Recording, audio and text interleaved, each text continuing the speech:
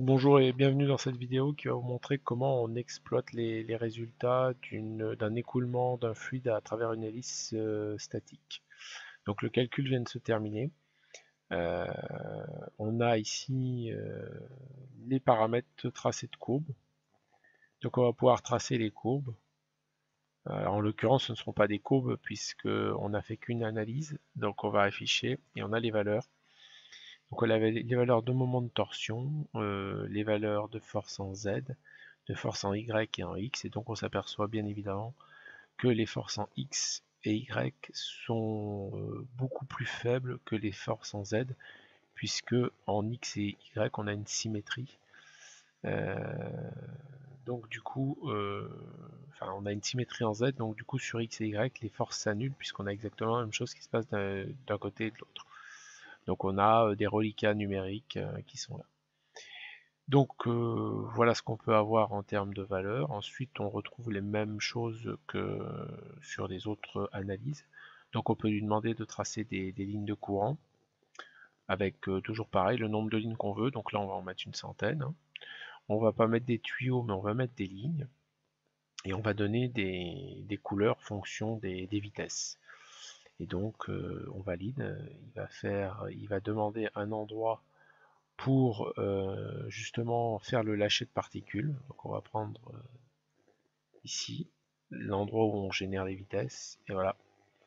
Et donc ici on a la forme des lignes de courant au travers de la turbine.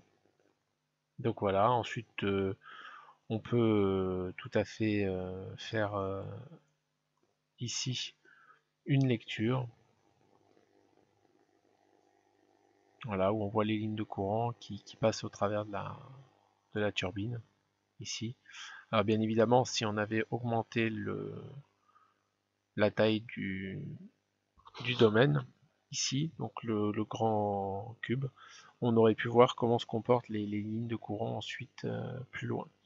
Donc on peut aussi arrêter et puis essayer d'autres lignes de courant, hein, avec par exemple non plus des lignes mais des tubes ou des tuyaux avec un diamètre de 2 mm. Donc on va en mettre beaucoup plus. Voilà. Et donc on peut toujours faire une lecture, hein.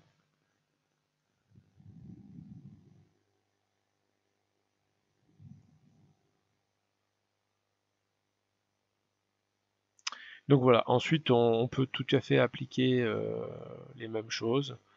Donc Flowworks, exécuter, une nouvelle étude paramétrique, et puis on peut se lancer suivant les paramètres, non plus là, ici ce sont les paramètres conditions limites, vitesse d'entrée. Et donc on peut changer les paramètres, ajouter des mesures de sortie et faire des scénarios. Pour exploiter ensuite les courbes comme vu dans l'article où on explique le début du tutoriel, comment on va gérer l'histoire de la vitesse de rotation. Donc voilà, merci pour votre attention.